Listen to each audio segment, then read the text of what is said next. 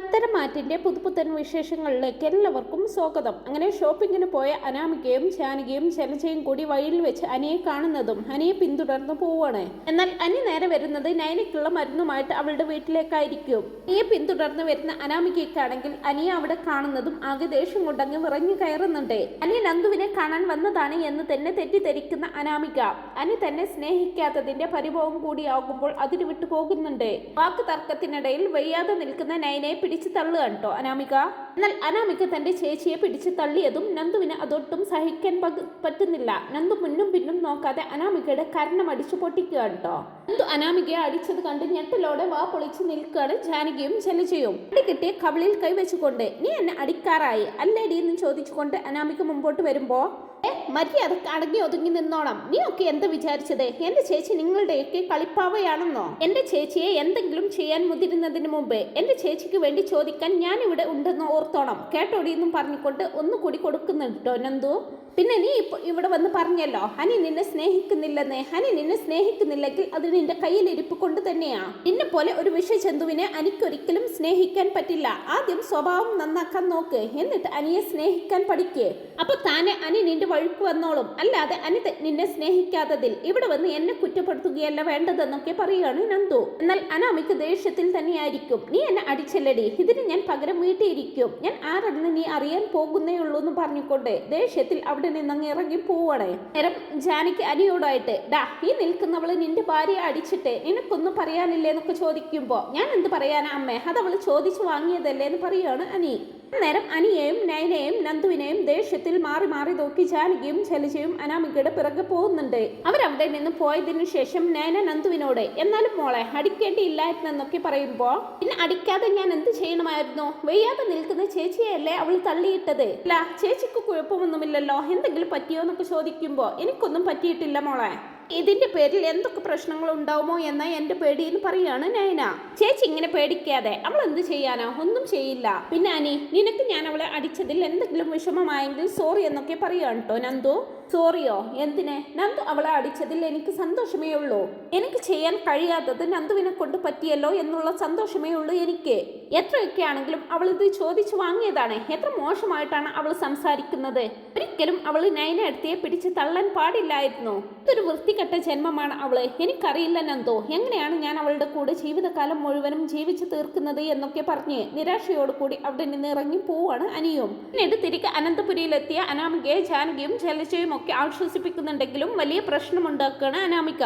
കൈ നീട്ടി അടിക്കാൻ മാത്രം അവളാരാ? എന്റെ അച്ഛനും അമ്മയും ഒക്കെ ഇതറിഞ്ഞാൽ എങ്ങനെ സഹിക്കും? ഇന്ന് വരെ എന്നെ ആരും ഒന്ന് നുള്ളി പോലും നോവിച്ചിട്ടില്ല എന്നൊക്കെ ഇങ്ങനെ അനാമിക പറയുമ്പോ അതിന്റെ അഹങ്കാരം നിനക്ക് നല്ലോണം ഉണ്ടെന്ന് ജലജ ഇങ്ങനെ മനസ്സിൽ പറയുകയാണ്. സാരമില്ല മോളെ, പോട്ടെ, എന്തായാലും അവൻ ഇങ്ങ് വരട്ടെ, ഞാൻ നല്ലത് കൊടുക്കുന്നുണ്ടെന്നും പറഞ്ഞുകൊണ്ട് ജാനകി ഇങ്ങനെ അവളെ ആശ്വസിപ്പിക്കുകയാണ്. പിന്നീട് അനാമിക പിടിച്ച് തള്ളിയത് കൊണ്ട് തന്നെ നയനക്ക് ഇങ്ങനെ ചെറിയ രീതിയിൽ വയറൊക്കെ വേദനിക്കുന്നുണ്ടാകും. എന്ത് ചെയ്യും ചേച്ചി, നമുക്ക് ഹോസ്പിറ്റലിൽ പോണോന്നൊക്കെ ചോദിച്ചുകൊണ്ട് നന്ദു അവളുടെ കൂടെ തന്നെ ഇരിക്കുന്നുണ്ടാവും. അപ്പോഴായിരിക്കും പുറത്തു പോയ കനകയും ഗോവിന്ദനും ഒക്കെ തിരിച്ചെത്തുന്നത്. നയനയുടെ അവസ്ഥ കണ്ട് എന്ത് പറ്റിയെന്നൊക്കെ ചോദിക്കുന്നുണ്ട് അവരും. നന്ദു അവിടെ സംഭവിച്ച കാര്യങ്ങളെല്ലാം പറയുമ്പോ അനാമിക എന്തൊരു പെണ്ണാണെന്നുള്ള രീതിയിൽ മൂക്കത്ത് വിരൽ വെക്കുക കേട്ടോ കനക.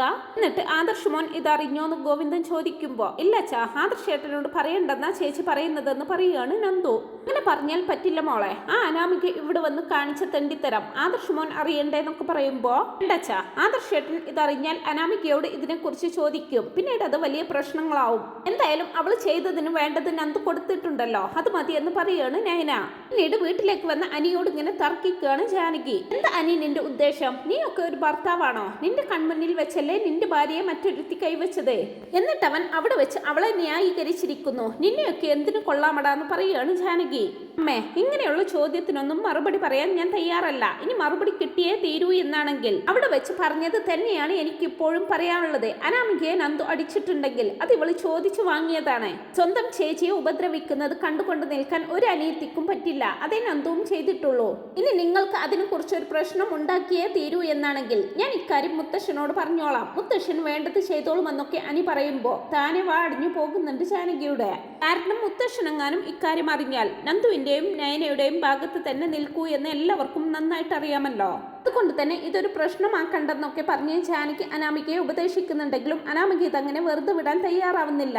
അനാമിക വേഗം തന്നെ വേണുവിനെയും രേവതിയെയും വിളിച്ച് വിവരം പറയുന്നുണ്ട്. അനാമികയിൽ നിന്നും വിവരങ്ങൾ അറിയുന്ന വേണു പറയുന്നത്, നമ്മൾ എന്ത് ചെയ്യാനാ മോളെ, ഒരിക്കൽ അവളെ ഇല്ലാതാക്കാൻ ആളുകളെ വിട്ടിട്ട് എന്താ ഉണ്ടായതെന്ന് മോൾക്കറിയില്ലേ? അവളെ ഒന്നും ചെയ്യാൻ നമ്മളെ കൊണ്ട് പറ്റില്ല. അസാമാന്യ കൈക്കരുത്താണ് അവൾക്ക്. അവൾ എന്തായാലും വിഷമിക്കാതിരിക്കെ, ഞാൻ നോക്കട്ടെ എന്തെങ്കിലും ചെയ്യാൻ പറ്റുമോ എന്ന് പറഞ്ഞുകൊണ്ട് അനാമികയെ ആശ്വസിപ്പിച്ചുകൊണ്ട് ഫോൺ വെക്കുകയാണ് വേണു. പിന്നീട് അനാമിക വന്ന് പ്രശ്നങ്ങൾ ഉണ്ടാക്കിയ കാര്യമൊക്കെ ആദർശ് അറിയരുതെന്ന് നയന പറഞ്ഞിരുന്നെങ്കിലും ആദർശ് അക്കാര്യം അറിയുന്നുണ്ട്. എങ്ങനെയാണെന്ന് വെച്ചാൽ ആദർശ് നയനെ കാണാൻ വരുന്ന സമയത്ത് നയന വയറുവേദന എടുത്തിങ്ങനെ പുളിയായിരിക്കും. നയനയ്ക്ക് വെള്ളം കൊടുത്തും അവളെ ആശ്വസിപ്പിച്ചുകൊണ്ടുമല്ല കനകയും നന്ദുവും കൂടെ തന്നെ ഉണ്ടാകും. ഇത് കണ്ടുകൊണ്ടായിരിക്കും ആദർശ് അവിടേക്ക് വരുന്നത്. നയനയുടെ അവസ്ഥ കണ്ട് ആകെ ടെൻഷൻ ആവുന്നുണ്ട് ആദർശിന്. എന്ത് പറ്റി? ഞാൻ ഇന്നലെ പോകുന്നത് വരെ ഇവൾക്കൊരു കുഴപ്പവും ഇല്ലായിരുന്നല്ലോ, പെട്ടെന്ന് ഇങ്ങനെ വേദന വരാൻ എന്താ കാരണമെന്നൊക്കെ ചോദിക്കുന്നുണ്ട് ആദർശ്. സമയം നയന വേദനയ്ക്കിടയിലും ഒന്നും പറയരുത് എന്നുള്ള രീതിയിൽ അമ്മയെയും നന്ദുവിനെയും നോക്കണേ. എന്നാൽ അത് ആദർശ് കാണുന്നുണ്ട്. ആദർശ് ഉടനെ തന്നെ നന്ദുവിനോടായിട്ട് എന്ത് പറ്റി, ഇവിടെ എന്തെങ്കിലും പ്രശ്നങ്ങൾ ഉണ്ടായോ എന്നൊക്കെ ചോദിക്കുന്നുണ്ട്. നന്ദുവും ഒന്നും വിട്ടു പറയാൻ തയ്യാറാവുന്നില്ലെങ്കിലും പിന്നീട് ആദർശിന്റെ നിർബന്ധത്തിന് വഴങ്ങി സംഭവിച്ചതല്ല പറയുകയാണ്. എല്ലാം കേൾക്കുന്നതും ആദർശ് അങ്ങ് ദേഷ്യം കൊണ്ട് വിറക്കുന്നുണ്ട്. ഇത്രയൊക്കെ സംഭവങ്ങൾ ഇവിടെ നടന്നിട്ട് നീ എന്താ നയനെ ഇതിനെ കുറിച്ച് എന്നോടൊന്നും പറയാതിരുന്നത്? നിനക്കിവിടെ എന്തെങ്കിലും ഒരു ബുദ്ധിമുട്ടുണ്ടായാൽ അത് ഞാനല്ലേ ആദ്യം അറിയേണ്ടത്? നീ എന്തിനാ ഇക്കാര്യം എന്നോട് മറച്ചു വെച്ചത്? ഹനിയും എന്നോടൊന്നും പറഞ്ഞില്ലല്ലോ. ഞാൻ അവനെ കണ്ടിട്ടാണല്ലോ ഇങ്ങോട്ട് വരുന്നത്. എന്തായാലും ഇതങ്ങനെ വിട്ടാൽ പറ്റില്ല. ആ അനാമികയെ നിലക്ക് നിർത്തിയേ പറ്റൂ. ഇക്കാര്യം എന്തായാലും മുത്തശ്ശനെ അറിയിക്കണമെന്നൊക്കെ പറയുകയാണ് കേട്ടോ ആദർശ്. വേണ്ട ആദർശേട്ടാ, അവൾ അറിയാതെ ചെയ്തു പോയതായിരിക്കുമെന്നൊക്കെ നയന പറയുന്നുണ്ടെങ്കിലും ഇല്ല നയനെ, ഇതങ്ങനെ വിട്ടുകളയാൻ എനിക്ക് പറ്റില്ല. എന്തായാലും നീ വാ, നമുക്ക് ഹോസ്പിറ്റലിൽ പോയിട്ട് വരാം. എന്നിട്ട് വേണം എനിക്ക് വീട്ടിലേക്ക് പോയി ആ അനാമികയോട് 2 വർത്തമാനം പറയാനെന്നൊക്കെ പറഞ്ഞ് നയനെ നിർബന്ധിച്ച് ഹോസ്പിറ്റലിലേക്ക് കൂട്ടിക്കൊണ്ടു പോവുകയാണ്. അങ്ങനെ ഡോക്ടർ നയനെ ചെക്ക് ചെയ്യുന്നതും പ്രത്യേകിച്ച് പ്രശ്നങ്ങളൊന്നും ഉണ്ടാവില്ല കേട്ടോ. നയനയ്ക്ക് ഓപ്പറേഷന്റെ സ്റ്റിച്ച് ചെറുതായിട്ടൊന്ന് വലിഞ്ഞിട്ടുണ്ട്. അതിന്റെ വേദനയാണ് നയനയ്ക്ക് അനുഭവപ്പെട്ടതെന്നും പറഞ്ഞ് വേണ്ട മരുന്നുകളും നിർദ്ദേശങ്ങളും നൽകി ഡോക്ടർ അവരെ പറഞ്ഞയക്കുകയാണ്. അങ്ങനെ ആദർശ് നയനയും കൊണ്ട് തിരികെ വീട്ടിലാക്കിയതിനു ശേഷം ദേഷ്യത്തോടെ അനന്തപുരിയിൽ എത്തുകയാണ്. ആദർശ് അവിടെ എത്തുന്ന സമയം ഹാളിൽ തന്നെ ഇരിക്കുന്നുണ്ടാവും കേട്ടോ ജാനകിയും ജലജയും അനാമികയും ഒക്കെ. ആദർശ് ദേഷ്യത്തിൽ വന്ന്, ഓഹോ എല്ലാവരും ഇവിടെ തന്നെ ഇരിക്കുന്നുണ്ടല്ലേ? അനാമിക, ഞാൻ നിന്നെ ഒന്ന് കാണണമെന്ന് കരുതി തന്നെയാ ഇത്രയും വേഗം ഇവിടേക്ക് എത്തിയത്. നീ എന്തിനാ ഇന്ന് നയനയെ കാണാൻ അവളുടെ വീട്ടിലേക്ക് പോയതെന്നൊക്കെ ചോദിക്കുമ്പോൾ ആദർശ് എല്ലാം അറിഞ്ഞോ എന്നുള്ള രീതിയിൽ പേടിയോടെ ഇങ്ങനെ പരസ്പരം നോക്കുകയാണ് അനാമികയും ജാനകിയും. അത് പിന്നെ ഞാൻ ആദർശേട്ടന്റെ ഭാര്യയെ കാണാൻ വേണ്ടി പോയതൊന്നുമല്ല, ഞാൻ എന്റെ ഭർത്താവിന്റെ പിറകെ പോയതാ. അവൻ ഏത് നേരവും അവന്റെ കാമുകിയുടെ പിന്നാലെയാണല്ലോ. അപ്പോൾ പിന്നെ അത് അവന്റെ അമ്മയ്ക്കും ഒന്ന് നേരിട്ട് കാണിച്ചു കൊടുക്കാമെന്നും കരുതിയാ ഞാൻ അവിടേക്ക് പോയത്. അതിപ്പോ ഇത്ര ചോദിക്കാനുണ്ടോ എന്നുള്ള രീതിയിൽ ഇങ്ങനെ സംസാരിക്കുകയാണ് അനാമിക. നീ അവിടെ പോയിട്ട് നിന്റെ ഭർത്താവിനെ കാണുക മാത്രമാണോ ചെയ്തത്? മറ്റൊന്നും അവിടെ സംഭവിച്ചില്ലേ എന്ന് ചോദിക്കുന്നുണ്ട് ആദർശ്. ആ സമയം ശബ്ദം കേട്ട് മുത്തശ്ശനും മുത്തശ്ശിയും അവിടേക്ക് വരുന്നുണ്ട്. എന്താ മോനെ കാര്യം? മോൻ എന്തൊക്കെയായി പറയുന്നത്? അനാമിക നയന മോളുടെ അടുത്തേക്ക് പോയെന്നോ? അതെ മുത്തശ്ശ, ഇവൾ അവിടേക്ക് പോയെന്ന് മാത്രമല്ല വയ്യാതെ നിൽക്കുന്ന എന്റെ നയനയെ പിടിച്ച് തള്ളുകയും ചെയ്തിരിക്കുന്നു. ഞാൻ അവിടേക്ക് പോയപ്പോയല്ലേ ഇക്കാര്യം അറിയുന്നത്. വേദന കൊണ്ട് പുളയുന്ന നയനയെ ഹോസ്പിറ്റലിൽ കാണിച്ചിട്ട് വരുന്ന വഴിയാണ് ഞാനെന്നൊക്കെ പറയുകയാണ് കേട്ടോ ആദർശ്. ആദർശ് പറയുന്നത് കേൾക്കുമ്പോൾ മുത്തശ്ശനും മുത്തശ്ശിയും ആകെ ഷോക്കാവുന്നുണ്ട്. വെയ്യാതെ നിൽക്കുന്ന നയനെ അനാമിക പിടിച്ച് തള്ളി എന്ന് കേൾക്കുമ്പോൾ മുത്തശ്ശനും മുത്തശ്ശിക്കും നന്നായിട്ട് തന്നെ ദേഷ്യം വരുന്നുണ്ട് കേട്ടോ. മുത്തശ്ശൻ അനാമികയോടായിട്ട്, അനാമിക, ഞാൻ ഈ കേട്ടത് സത്യമാണോ? ഈ ഞങ്ങളുടെ നയന മോളെ പിടിച്ച് തള്ളിയോ? ഇത്രയ്ക്ക് അഹങ്കാരമായോ നിനക്കെന്നൊക്കെ ചോദിക്കുമ്പോൾ ഒന്നും മിണ്ടാനാവാതെ നിൽക്കാണ് അനാമിക. ആ സമയം ജാനകി പറയാണ്, അച്ഛൻ ഇത്രയ്ക്ക് അങ്ങോട്ട് ക്ഷോഭിക്കാൻ മാത്രം എന്റെ അനാമിക മോൾ ഒന്നും ചെയ്തിട്ടില്ല. അങ്ങോട്ടും ഇങ്ങോട്ടും സംസാരിക്കുന്നതിനിടയിൽ അനാമിക മോള് നയനെ ഒന്ന് തൊട്ടതും അവൾ താഴെ വീഴായിരുന്നു. ആ സമയത്ത് അവൾക്ക് വല്ല തലചുറ്റലോ മറ്റോ വന്ന് കാണും. അല്ലാതെ എന്റെ അനാമിക മോളൊന്നും ആയിരിക്കില്ല അവളെ തള്ളിയിട്ടത്. പക്ഷെ ആ ഒരൊറ്റ കാരണം കൊണ്ട് എന്റെ അനാമിക മോളെ, അവളുടെ അനിയത്തി എന്ന് പറയുന്ന ആണും പെണ്ണും കട്ടവളെ എത്രമാത്രം അടിച്ചെന്നോ? എന്റെ അനാമിക മോളുടെ 2 കവിളിലും മാറി മാറി അടിച്ചു അവള്. അതിന് ചോദ്യം ചെയ്യാനൊന്നും ഇവിടെ ആരുമില്ല എന്ന് ചോദിക്കുകയാണ് ജാനകി. ജാനകി, നീ ഒന്ന് അടങ്ങ്. നിന്റെ മരുമകൾക്ക് അടി കിട്ടിയിട്ടുണ്ടെങ്കിൽ അവൾ അത് അർഹിച്ചത് തന്നെയാ.